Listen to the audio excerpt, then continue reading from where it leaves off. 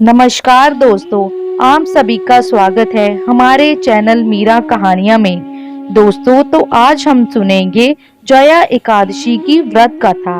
धर्मराज युधिष्ठिर ने भगवान श्री कृष्ण से कहा, हे जनार्दन, आपने माघ मास के कृष्ण पक्ष की षटतिला एकादशी का अत्यंत सुंदर वर्णन किया।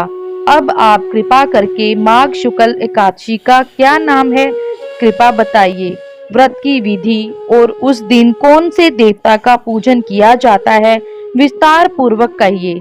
श्री कृष्ण भगवान बोले, हे पांडुपुत्र, इस एकादशी का नाम जया है। इसका व्रत करने से मनुष्य ब्रह्मा हत्या आदि पापों से छूटकर स्वर्ग को प्राप्त करता है। पिशाच आदि योनियों से भी मुक्ति मिल जाती है। अतएव सभी को ये व्रत विधि पूर्वक करना चाहिए। अब मैं तुमको पद्म पुराण की एक कथा सुनाता हूँ। देवराज इंद्र स्वर्ग में राज करते थे और अन्य सभी देवगण सुख पूर्वक स्वर्ग में रहते थे। एक समय इंद्र अपने नंदन वन में अप्सराओं के साथ क्रीड़ा कर रहे थे और गंधर्व गान कर रहे थे। उन गंधर्वों में प्रसिद्ध पुष्पदत्त तथा उसकी कन्या पुष्पावती और चित्रसेन तथा उसकी स्त्री मलिन भी थे।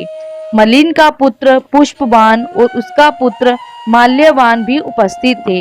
उस समय पुष्पवती माल्यवान को देखकर मोहित हो गई और काम बाणों से चलायमान होने लगी। उसने रूप, सौंदर्य, हाव भाव आदि द्वारा माल्यवान को वश में कर लिया। पुष्पवती की सुंदरता को देखकर माल्यवान भी उस पर मोहित हो गया। ये दोनों कामदेव के वश में हो गए थे, परंतु इंद्र के बुलाने पर नृत्य और गायन के लिए आना ही पड़ा। उन्होंने अप्सराओं के साथ गाना शुरू किया, परंतु कामदेव के प्रभाव से उनका मन ना लगा और अशुद्ध गायन करने लगे। इनके भाव को देखकर इंद्र ने इनके प्रेम को समझ लिया और इसमें अपना अपमान समझकर इन दोनों को श्राप दे दिया। तुम मृत्यु लोक में जाकर पिशाच का रूप धारण करो और अपने कर्मों का फल भोगो। इंद्र का श्राप सुनकर ये दोनों अत्यंत दुखी हुए और हिमाचल पर्वत पर पिशाच बनकर अपना जीवन व्यतीत करने लगे। रात दिन में उन्हें एक क्षण भी निद्रा नहीं आती थी। उस स्थान पर अत्यंत सर्दी थी।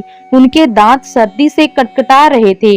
एक दिन पिशाच ने अपनी स्त्री से कहा, ना मालूम हमने पिछले जन्म में ऐसे कौन से पाप किए हैं जिससे हमें इतनी दुखदायी ये पिशाच जोनी प्राप्त हुई है।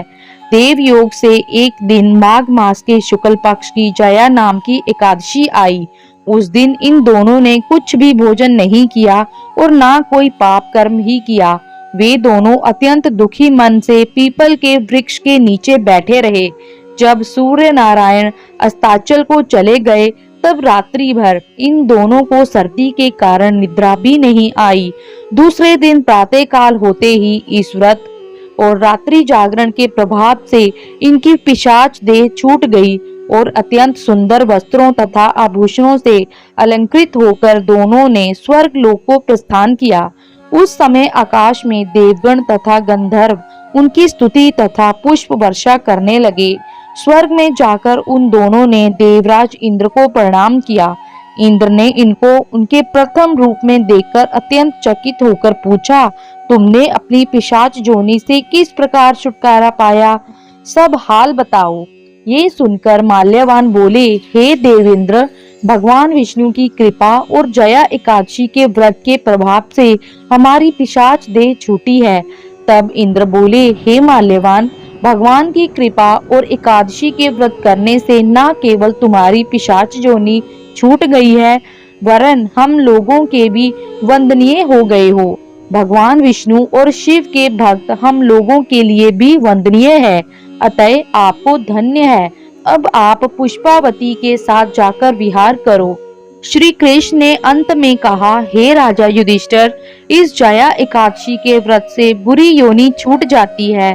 जिस मनुष्य ने इस एकादशी का व्रत किया है उसने मानो यज्ञ, जप, दान आदि सभी पुण्य कार्य कर लिए।